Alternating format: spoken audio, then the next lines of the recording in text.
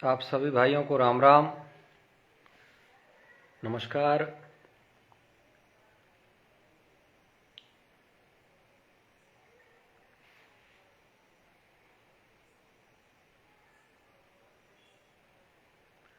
राम राम जी, राम राम।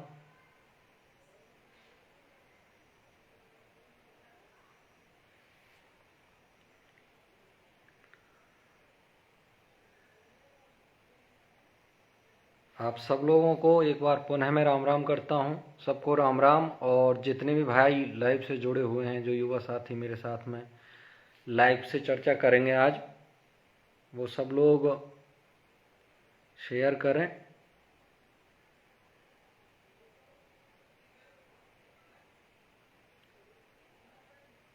आप लोग ज़्यादा से ज़्यादा शेयर करें ताकि हम सब लोग एक स्वस्थ चर्चा कर सकें।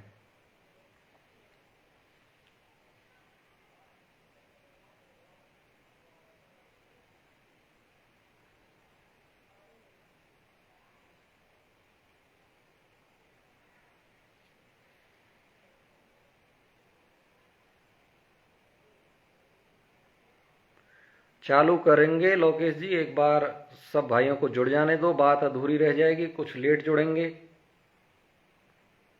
तो मैं चाहता हूं कि आप सब लोग एक बार जुड़ जाएं। जुड़ने के बाद में खूब आराम से डिस्कस करेंगे सब लोग।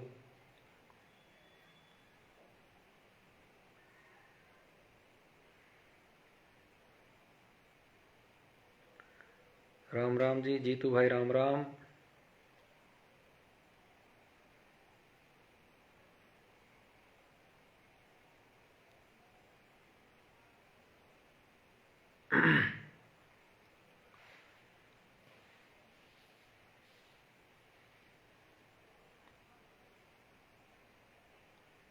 मेरी आवाज़ साफ और क्लियर आ रही होगी आपको, और अगर कुछ थोड़ी बहुत मिस्टेक हो नेटवर्क की वजह से तो मुझे बता देना। राम राम जी।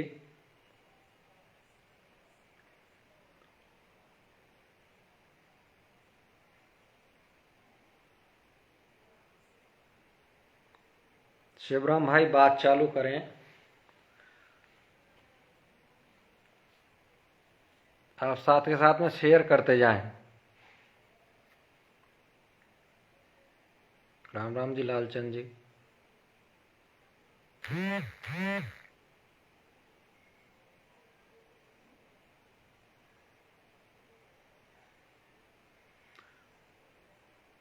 सभी भाइयों को राम राम।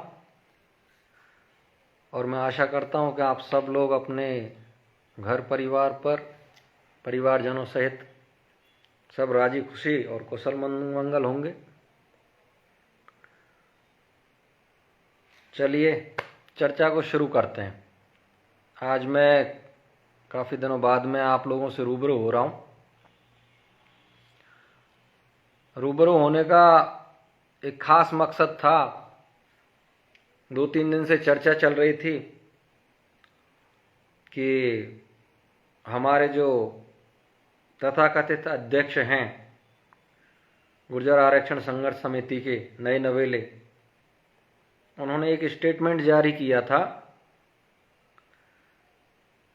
कि राजस्थान में भारत जोड़ो यात्रा जब एंट्री करेगी तो हम लोग उसका विरोध करेंगे अगर समझौते को राज्य सरकार ने सही तरीके से लागू नहीं किया तो। आप लोगों ने सोशल मीडिया के माध्यम से देखा भी होगा, चारों तरफ है जो इस बात की चर्चाएं भी हैं, और इस बात के पीछे जो राजनीति है खासकर मैं उसको लेकर के लाइव आया हूं। मेरा मकसद रहता है कि जो सत्य है, जो सही है, जो मुझे लगता है, जितना मुझे थोड़ा बहुत टूटा फूटा ज्ञान है, तो मैं अपने युवा साथियों से वो बातें रखूं उनके सामने कि इन चीज़ों के पीछे मकसद क्या है, इरादे क्या हैं। पुष्कर की घटना को अभी हम लोग भूले भी नहीं थे कि एक नया तांडव शुरू हो गया, एक नई बात शुरू कर दी। हम लोग सोच रहे थे कि हर आदमी अपने काम को लग गया है, सब अपने अपने काम कर रहे हैं, सामाजिक राजनीतिक जिसको जो करना है वो अच्छी तरह से बेहतर तरीके से करता रहे।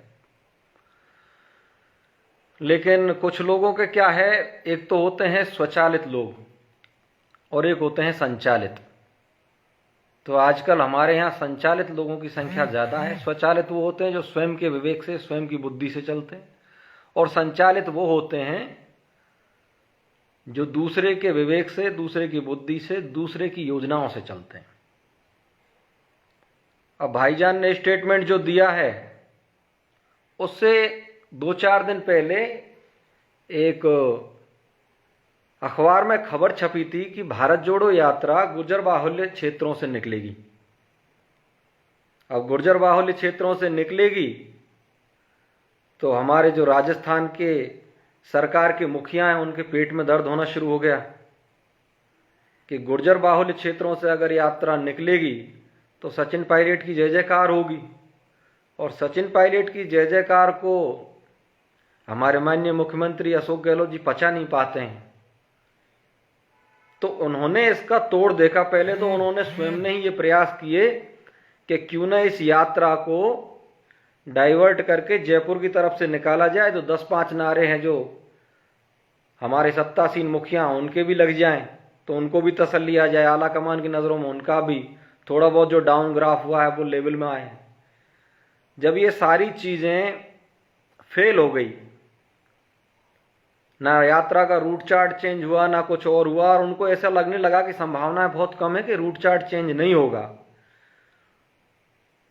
तो उन्होंने एक हथियार ढूंढा। वो एक कहावत है ना कि गूजर को गूजर मारे के मारे करतार। और अशोक गहलोत जी इन चीजों को बहुत भली भांति जानते हैं, बहुत ही ज्यादा मजे हुए राजनीति के खिलाड़ी हैं। तो उन्होंने पुष्कर के जो रचनाकार थे, पुष्कर कांड के जो रचनाकार थे, एक बार पुनः उन्हीं को नया योजनाकार बनाया कि जिस प्रकार से पुष्कर में तो सब लोग फेल हो गए थे, लेकिन एक बार फिर से आप एक योजना तैयार करो और मैसेज ऐसा दो कि गुर्जर समाज इस यात्रा का विरोध कर रहा है। और इसके लिए उन्होंने बंदूक और हथियार देखा विजय बैंसला जी को, और विजय बैंसला जी तैयार रहते हैं। जहां पायलट साहब का थोड़ा सा भी कद बढ़ रहा होता है या चीजें ऊपर उठ रही होती हैं तो भाईजान के नमक मिर्ची लग जाते हैं साहब। उनको ऐसा लगता है कि मेरी गद्दी गई। उन्होंने आनन फानन में जाकर के दे दिया बयान। अब आपको 2 चीजें बताता हूं। पुष्कर एक बहुत ही पवित्र जगह जहां षड्यंत्र रचा गया था, उस षड्यंत्र को पुष्कर में फेल कर दिया गया था। धार्मिक जगह थी, आस्था का केंद्र था, लेकिन विजय भाई ने वहां से सबक नहीं लिया। और जब जब इन्होंने धार्मिक यात्राएं की या धर्म कर्म की जगहों पर षड्यंत्र रचे, तब तब इनका फेल हुआ है। पुष्कर में इनका फेल हुआ। अब देवनारायण जी के मंदिर पर जा रहे थे उदावासी का, वहां इन्होंने ये स्टेटमेंट दिया, तो इनको समझ लेना चाहिए कि धार्मिक जगहों से गलत षड्यंत्र रच करके किसी को गिराने के लिए अगर आप स्टेटमेंट दोगे तो पक्का आप गिरोगे, ये तय है। आपका गिरना तय है और आप गिर भी चुके हो, ये आप सोशल मीडिया पे सब लोग देख रहे होंगे। खैर, मैं घटनाओं को जोड़ते हुए आपको बताता हूं। अखबार में जैसे न्यूज निकली, उससे पहले धर्मेंद्र राठौड़ जी आरटीडीसी के चेयरमैन और विजय बैंसला जी की मुलाकात होती है। अब विजय बैंसला जी समाज की नजरों में धूल झोंक सकते हैं, युवाओं की आंखों में धूल झोंक सकते हैं, लेकिन चीजें छुपी हुई किसी से नहीं है। किसी से भी ये बात छुपी नहीं है कि गहलोत साहब से, धर्मेंद्र राठौड़ जी से, वैभव गहलोत जी से विजय बैंसला जी के कैसे संबंध हैं। पुष्कर में विजय भाई ने जो कर्नल बैंसला के अस्थि विसर्जन के कार्यक्रम में कंधे पर बंदूक रखकर चलाई थी, और आज भारत जोड़ो यात्रा को बेरोजगार जो युवा हैं, जो दर दर की ठोकरें खा रहे थे, 233, 372 प्रक्रियाधीन वाले, इनके कंधे पे बंदूक रख करके चलाई है। लेकिन समझने वाली बात यह है कि अब वो समाज नहीं रहा। इतना सीधा भोला या इतना बेवकूफ बनाने वाली चीजें नहीं रही। कि आप जो भी बोलोगे और लोग उनको मान लेंगे। एक स्टेटमेंट में एक बात और कही थी भाईजान ने कि हमने पहले भी बहुत रास्ते बहुत रोके हैं, पहले भी बहुत बड़े बड़े लोगों की यात्राएं रोकी हैं। इस गलतफहमी को आप निकालिए, और ये शायद आपके मन में कुंठा कर गई ये चीज, ये इस तरह से बैठ गई है कि आप इसको निकाल नहीं पा रहे हो। यात्रा आपने नहीं रोकी किसी की, यात्राएं रोकी थी कर्नल बैंसला ने, यात्राएं रोकी थी इस समाज ने, जो कर्नल बैंसला साहब की एक आवाज पर मरने मिटने को तैयार था। अब आप सिर्फ सोशल मीडिया से यह आकलन कर सकते हैं बैंसला साहब, विजय जी, कि आप यात्रा तो क्या किसी की मोटरसाइकिल नहीं रोक सकते, तो क्यों इस समाज को बदनाम करने में आप लगे हुए हो? अपनी राजनीतिक महत्वाकांक्षाओं की प्राप्ति के लिए आपने दो नावों पर सवारी कर रखी है।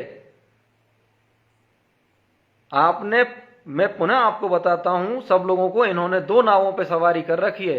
एक नाव बीजेपी की है जिसकी इन्होंने सदस्यता ले रखी है, और एक नाव अशोक गहलोत जी एंड उनकी टीम की है। दोनों हाथों में लड्डू ले रखे हैं और मकसद सिर्फ एक ही है, हम लोगों को ज्ञान पेलते हैं। कल मैंने इनका एक वीडियो देखा, बोल रहे थे समाज ने आप लोगों को बनाया है। अगर समाज आपको नहीं बनाता तो आप नेता नहीं होते। पहले समाज की सोचिए, पार्टियों को जाने दीजिए, अपने अंदर भी इन बातों को उतारिए।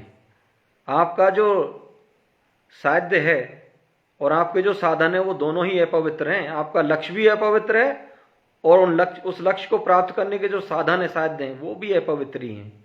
जिन षड्यंत्रों के तहत आप अपने लक्ष्य को पाना चाहते हो ना, एमएलए, एमपी, मंत्री संतरी बनना चाहते हो, वो साधन ही षड्यंत्रकारी हैं, वो साधन ही गलत हैं। कुछ लोगों के ये चीजें समझ में नहीं आती, जिन्होंने चश्मा नहीं सीधी पट्टी लगा रखी है। उनके दिमाग में सिर्फ एक ही बात है कि इन्होंने बात उठा दी, बस बहुत है। बात उठाई क्यों है, उसके पीछे मकसद क्या है, उसके पीछे इरादे क्या हैं, इन चीजों को समझना बहुत जरूरी है। और चूंकि इन सारी चीजों से एक आदमी की हल्की हरकतों की वजह से पूरा समाज बदनाम होता है। मिशन तो यही है, मिशन तो ये है ना इनका कि ये हाई कमान, आला कमान तक ये मैसेज देना चाहते हैं कि गुर्जर समाज यात्रा का विरोध कर रहा है। अब चूंकि गुर्जर समाज विरोध कर रहा है तो गहलोत साहब को मौका मिलेगा, वो जाकर के कहेंगे आला कमान से कि साहब देख लो, सचिन पायलट साहब के पास में तो अपना समाज ही नहीं है और गुर्जर समाज ही विरोध कर रहा है, क्यों आप इनको है जो आगे की कमान देना चाहते हो? ये तो है इनका उद्देश्य, पायलट साहब को फेल करने का उद्देश्य है। लेकिन समाज सारी चीजों को समझता है, लोग सारी चीजों को समझते हैं, और एक भी इनके 10-5, 2-4-5 होंगे जो हर जगह होते हैं, बस इसके अलावा इनके पास में कोई व्यवस्था नहीं है।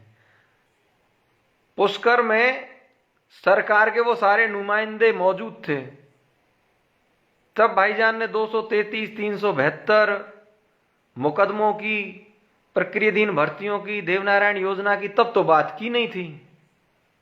उस टाइम पे कहां चले गए? चलो ठीक है, पुष्कर की जो बात हुई उसके बाद में लगभग 2 महीने हो गए, 2-2.5 महीने हो गए, बीच में कहां मौन धारण कर लिया था? या फिर इन्हीं षड्यंत्रों में लगे हुए थे कि कब मौका मिले टांग खींचने का, कब मौका मिले। लेकिन आप अपने दावों में खुद ही उलझते जा रहे हो,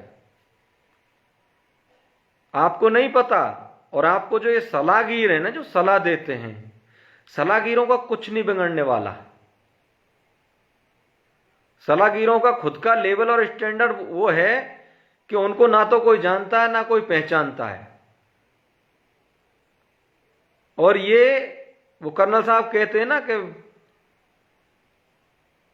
ऐसे लोग रसातल को ले जाते हैं, जिनके सही सलाहकार नहीं होते ना, वो नेता बहुत जल्दी लड़खड़ाते हुए, डूबते हुए नजर आते हैं।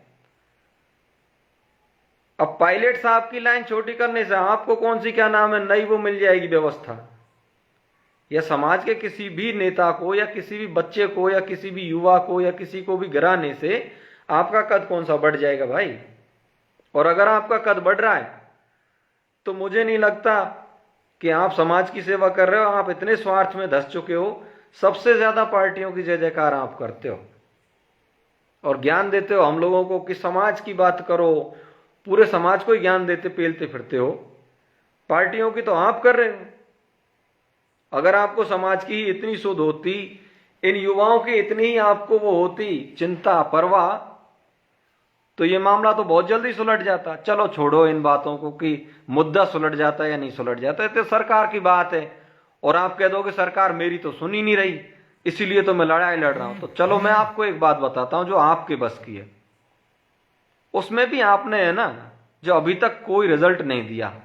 पहली बात, मुकदमा वापसी की बात करी थी पुष्कर्मा आपने, उसके बाद आप नींद में सो गए, या फिर जब समाज ने आवाज उठाना शुरू किया उन युवाओं के लिए तो आपने दबाव में आकर के वो स्टेटमेंट दे दिया और एक चिट्ठी लिख दी और वहां से तीसरी कर दी। वो मुकदमा आज तक वापस नहीं हुआ और उसका आपने एक भी बार जिक्र नहीं किया। यह है आपकी असली मंशा, ये है आपके असली इरादे। वो मुकदमा अब तक वापस नहीं हुआ, वो तो सरकार मुकदमा वापस लेगी। अब आपका ही एक सिपह सालार है, वकील है, जो नया नवेला आपका वकील है, जो बहुत ही ज्यादा प्रकांड विद्वान है, उसने कुलदीप जी छावड़ी पर, जीतू भाई पत्रकार पर और जो 233 अभ्यर्थी उनमें से एक अभ्यर्थी उसके खिलाफ मुकदमा दर्ज करवाया था। वो मुकदमा आपके उस सिपह सालार ने अभी तक वापस नहीं लिया। तो ये दोहरे जो मापदंड और नीतियां आप अपना रहे हो ना, इससे किसी का भला नहीं होने वाला। आप अगर ये सोच रहे हैं कि आप अपनी राजनीति चमका लोगे या लोगों को गुमराह कर लोगे, तो अब लोग गुमराह होने वाले तो है नहीं। प्रक्रियाधीन भर्तियों वाला 233 372 को तो बाद में देखना। ये जो 2 मुकदमे हैं ना जो आपकी जेब में रखे हुए हैं, धर्मेंद्र राठौड़ आपके खास हैं। जिस हिसाब से आप टेबल टॉक कर रहे थे ना, जितनी अंतरंग तरीके से बातें कर रहे थे, युवा साथियों आप उसको देखना, उस फोटो को गौर से। कितनी गहरी योजना बनाने वाली व्यवस्था की ऐसे बैठे हुए थे जैसे बहुत बड़ी डिस्कस चल रही हो।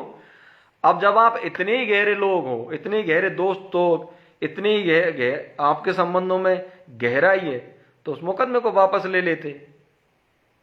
और क्यों गुमराह कर रहे हो इन युवाओं को? 233 वाला पेच आपके वकील ने फंसा रखा है, 372 की आप पैर भी नहीं करते।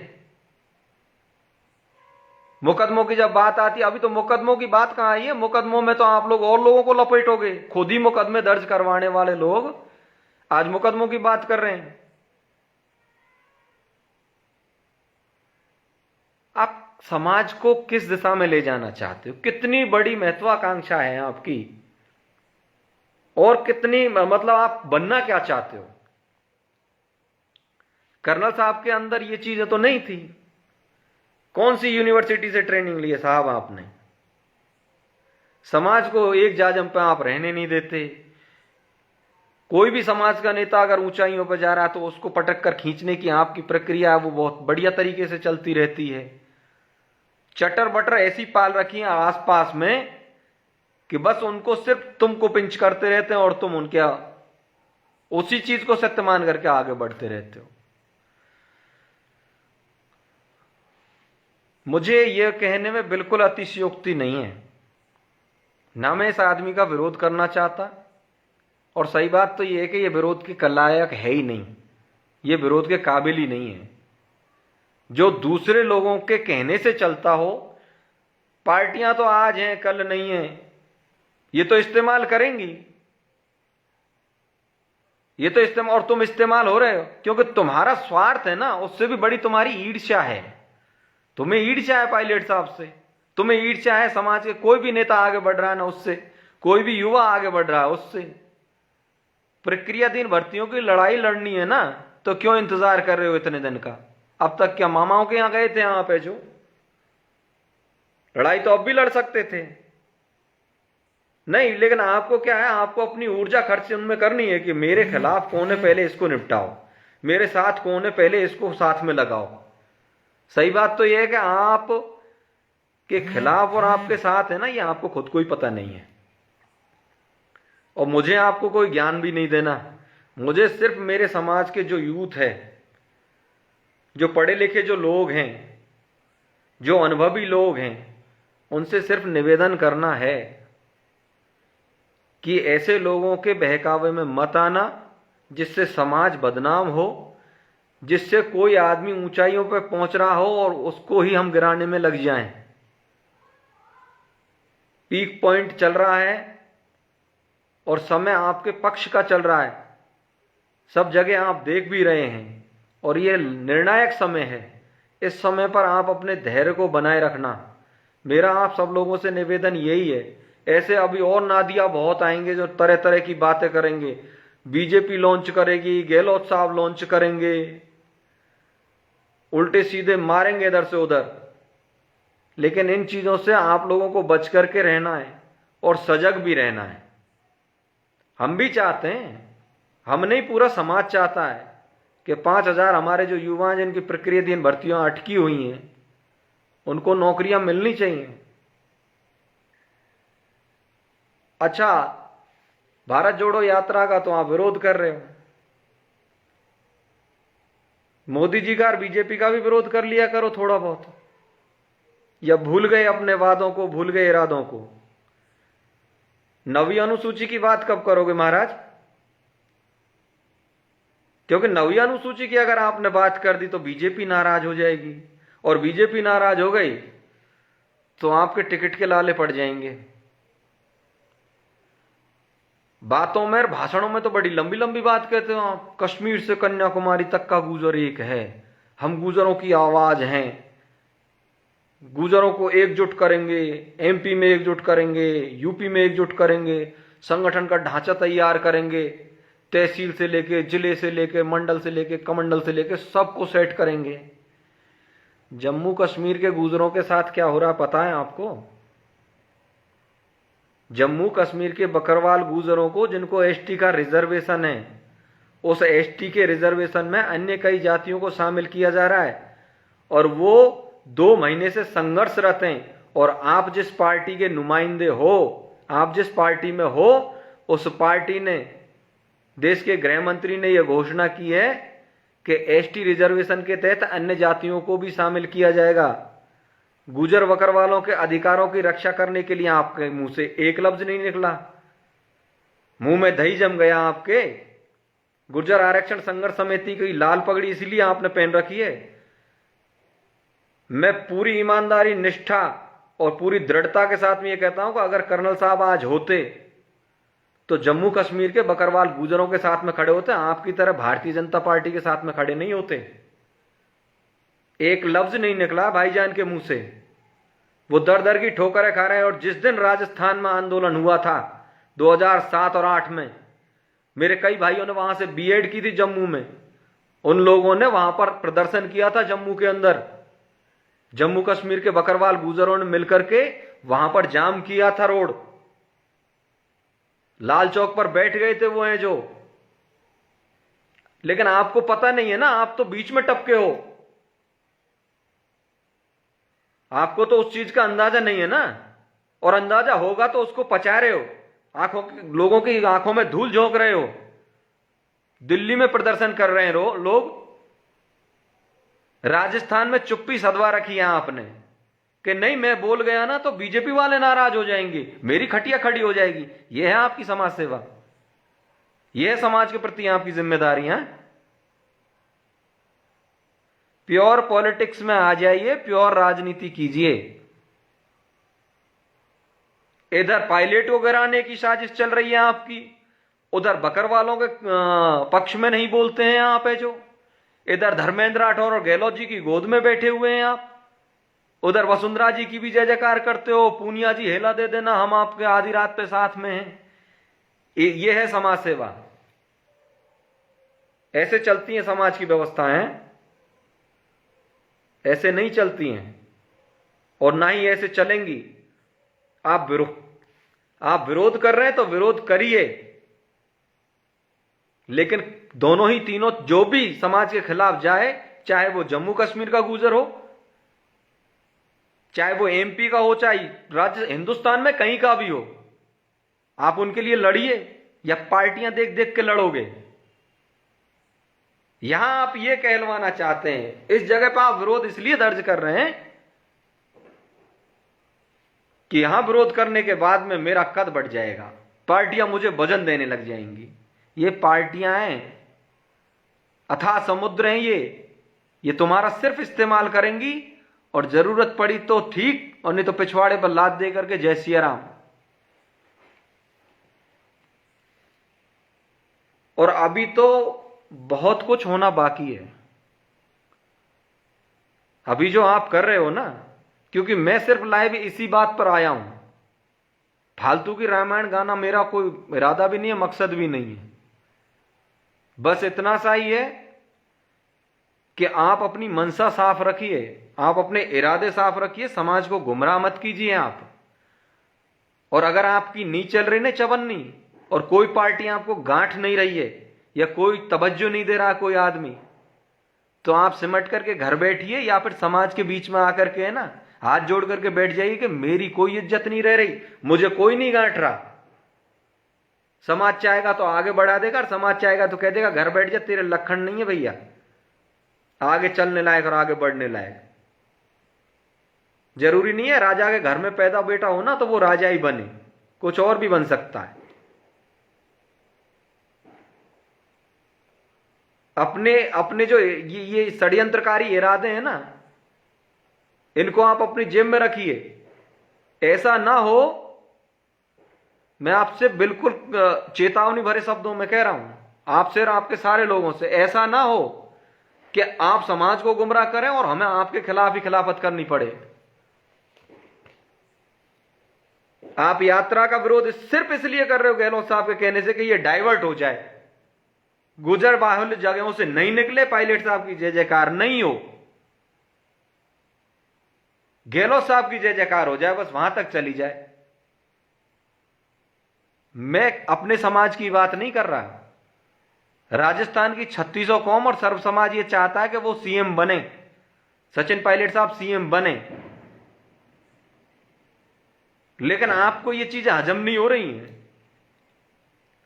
और कौन कितना दूध देगा, कौन कितना दूध नहीं देगा, ये तो वक्त बता देगा। ये तो सारे लोगों को पता भी है।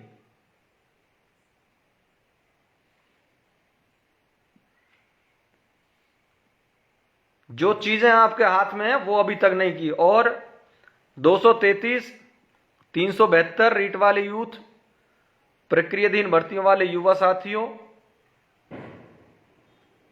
मेरे को कई भाई मैसेज भी करते हैं, मैंने उनको बात बताई भी है कि आप लोग अपना आपको अकेला महसूस नहीं करें। ऐसा नहीं है कि सारे लोग ही राजनीतिज्ञ हैं, ऐसा नहीं है कि सारे लोग इतने स्वार्थी हैं कि पहले खुद का पेट भरा चाहिए, बाद में आपका देख लेंगे, या बाद में आपका देखेंगे भी नहीं, आपके कंधे पे बंदूक चलाते रहेंगे। ये समाज आपकी लड़ाई लड़ेगा, 100% लड़ेगा, और हम सब लोग आपकी लड़ाई लड़ेंगे, लेकिन षड्यंत्रों के तहत नहीं, साफ नीयत से लड़ेंगे आपको नौकरी दिलवाने के लिए। क्योंकि ये जो बात है ना, ये आपका अधिकार है और ये हमारी जिम्मेदारी है, पूरे समाज की जिम्मेदारी है कि आप लोगों को नौकरी मिले। आपका जो संघर्ष है, आप लोगों ने जो ये दर दर की जो ठोकरें खा रहे हो, इसके लिए हमें बहुत खेद है और बहुत ज्यादा दुख है कि हम लोग आपके लिए कुछ कर नहीं पा रहे हैं। राजनीतिक लोग अपनी नेतागिरी चमकाते रहेंगे। धर्मेंद्र राठौड़ जी से जो मुलाकात इनकी हुई थी, वहां से ये षड्यंत्र पुष्कर का पार्ट 2 है। ये वो पार्ट 1 था, पहले पुष्कर में षड्यंत्र रचा गया था, वो फेल हुआ, और आज ये षड्यंत्र रचा जा रहा है, ये भी फेल ही होगा। मेरा आप सब लोगों से एक ही निवेदन है, और हां, जितने भी मेरे चाहने वाले लोग हैं, जितने भी मेरे साथी हैं, जितने भी मेरे मित्र हैं, जितने भी मेरे शुभचिंतक हैं, आप सबसे एक निवेदन है मेरा। 10-5 लोग जो नेगेटिव कमेंट्स करते हैं या उल्टी सीधी बकवास करते हैं, आप कोई भी उसका जवाब नहीं दें, क्योंकि वो आज नहीं तो कल, कल नहीं तो परसों उनकी समझ में आएगी। हो सकता है स्वार्थवश वो उस आदमी से जुड़े हुए हों, क्योंकि 99 लोग अगर एक बात को ये समझ रहे हैं कि ये बात गलत है, और एक आदमी अगर आउटलाइन जा रहा है ना, तो इसका मतलब ये है कि वो 99 गलत नहीं, वो एक आदमी गलत है। और पूरा समाज इस आदमी के ना तो बहकावे में आने वाला और ना आएगा, क्योंकि पहले ही पर्दाफाश हो चुका है, अब फिर से हो जाए, अब हो गया। अब ये जब तक चुनाव होंगे, जब तक ये नित नए हथकंडे अपनाएंगे। हमने पहले भी पार्टियों की जय जयकार नहीं करी, हमने पहले भी पार्टियों की कोई जय जयकार नहीं करी। कर्नल साहब हमारे नेता थे, उनकी जय जयकार करी, आजीवन उनकी जय जयकार करते रहेंगे, क्योंकि वो हमारे नेता थे, हैं और हमेशा रहेंगे। अब भी हम कोई ना कांग्रेस ना बीजेपी ना किसी की भी नहीं करते। हमारे नेता सचिन पायलट हैं और वो उम्मीद है इस राजस्थान की, मेरे ही नहीं, इस पूरे राजस्थान की, प्रदेश की, पूरी यूथ की, हिंदुस्तान की एक उम्मीद है। और उनकी जय जयकार करना मुझे अच्छा लगता है। मुझे बेहद खुशी होती है कि मैं एक ऐसे नेता की जय जयकार करता हूं जो 3600 कौमों को साथ में लेकर चलता है, हर इंसान को वो तवज्जो देता है, सम्मान देता है, और उसकी अपनी एक आइडियोलॉजी है। वो किसी की टांग खिंचाई में नहीं है, वो अपनी लाइन बड़ी कर रहे हैं। और दूसरी तरफ हमारे भाईजान हैं जिनको अपनी लाइन की नहीं पड़ी हुई है, वो दूसरों की लाइन काटने में लगे हुए। खैर, काटने दीजिए। आज लाइव आने का मकसद सिर्फ यही था युवा साथियों। मैं बहुत कम लोगों से जुड़ पाया हूं या जुड़ रहा हूं, लेकिन आप सब लोगों से, जितने लोगों से भी जुड़े हुए हैं, चीजों को समझाएं। हमें किसी का विरोध नहीं करना, बिल्कुल भी विरोध नहीं करना, क्योंकि विरोध करने का जो पर्पज है, जो उद्देश्य है, वो युवाओं को नौकरी दिलाना नहीं है। वो एक युवा को अपने मकसद में कामयाब होने से रोकना है। षड्यंत्रकारी ताकतों को साथ में लेकर के विजय बैंसला जो रणनीति बना रहे हैं, उस रणनीति को हम लोगों को फेल करना है, और हम फेल करेंगे। अगर ये विरोध करने पहुंचेंगे तो हम इनका विरोध करेंगे। नौकरी दिलवानी है तो नौकरी दिलवाना मकसद है ही नहीं ना। नौकरी दिलवाने का मकसद होता तो और फिर ये घोषणा कर कैसे देते हैं? अकेला जाएगा, 4-5 आदमियों को लेगा, 6-7 मीडिया वाले पकड़ रखे, बोलो हम विरोध करेंगे। अरे यार, विरोध कहां से कर देगा? ना पंचायत हुई, ना बैठक हुई, ना कोई आना हुआ, ना कोई जाना हुआ, ना किसी से राय ली, ना किसी से सलाह मशवरा लिया समाज के किसी आदमी से, और बोल दिया। ये समाज गुलाम है क्या आपका? या समाज को आप नौकरी दे रखी है या तनख्वाह देते हो, जो कह दोगे उसी के पीछे लग जाएगा? इतना बेवकूफ नहीं है समाज। भोले भाले लोग हैं लेकिन बेवकूफ नहीं है। ना ही आपके षड्यंत्रों को सफल होने दिया जाएगा, और ना ही आपको जो लोग चला रहे हैं, जो आपको संचालित कर रहे हैं, उनके षड्यंत्रों को सफल होने दिया जाएगा। पूरा का पूरा 99 नहीं, 100% समाज, अब इक्का दुक्का की तो मैं नहीं कह सकता, वो सचिन पायलट साहब के साथ हैं और तब तक साथ रहेंगे। हम नहीं थकने वाले। सचिन पायलट साहब खुद थक जाएं वो बात अलग है, समाज थकने वाला नहीं है। समाज हमेशा उनके साथ में रहेगा। आप लोगों ने काफी देर से मेरे से जुड़े हुए हो, और क्योंकि मैं जब लाइव आता हूं तो मैं आपके कमेंट्स नहीं देख पाता हूं। मुझे मेरी बात कहनी थी, मैंने अपनी बात कह दी, और आप सब लोगों से निवेदन यही है कि सजग रहें, सतर्क रहें। ऐसे जो षड्यंत्रकारी, प्रपंचकारी जो लोग हैं, उनके बहकावे में नहीं आए। हमारे नेता इस लाइन के नेता नहीं थे। कर्नल बैंसला साहब की तो ये लाइन थी नहीं कि किसी को कमजोर करके मुझे ताकतवर बनना है। वो हमेशा इस चीज में विश्वास रखते थे कि मेहनत करके, दृढ़ संकल्प लेकर के ऐसी मेहनत करनी है कि मेरा अपना आप ही मजबूत बन जाऊं, और वही चीजें हमें वो सिखा करके गए हैं। आप सभी भाइयों का एक बार फिर पुनः धन्यवाद। और विजय बैंसला जी, आपसे निवेदन भी है और आपको चेतावनी भी है। आप इरादे साफ रखिए। जब जब आपके इरादे गलत होंगे, मैं बीच में चट्टान की तरह खड़ा हुआ हूं। विरोध करूंगा आपका, मैं हूं जो डंके की चोट पर। आप राजनीति में कितनी भी ऊंचाइयों को छुएं, लेकिन राजनीतिक तरीके से, समाज की आड़ में, या समाज को गुमराह करके, या समाज के पीठ पे पैर रख करके अगर आप ये काम करोगे तो मैं डंडा ठोक करके आपका विरोध करूंगा। आप जो कर सकें वो आप करिए और जो हमसे होगा वो हम करेंगे। सभी युवा साथियों का बहुत बहुत धन्यवाद। आप सब लोग समझदार हैं। जितना मैं ज्ञानी हूं, मुझसे 100 गुना ज्यादा ज्ञानी आप हैं। मैं अपना आपको ज्ञानी नहीं मानता, आप मुझसे कई गुना ज्यादा ज्ञानवान हैं। चीजों को आप समझते हैं और हर बात को, हर छल प्रपंच और झूठ को बेनकाब करिए, नेस्ता नाबूद कीजिए। गांव शहर ढाणी जहां भी अपने लोग हैं जो नहीं समझ रहे हैं, जो बहकावे में आ जाते हैं, उनको सच्चाई को बताइए कि इनका इरादा क्या है, इनका मकसद क्या है। बहुत बहुत धन्यवाद आप सब लोगों का इतनी देर से जुड़े हुए हैं। राम राम साहब, जय हिंद, जय भारत।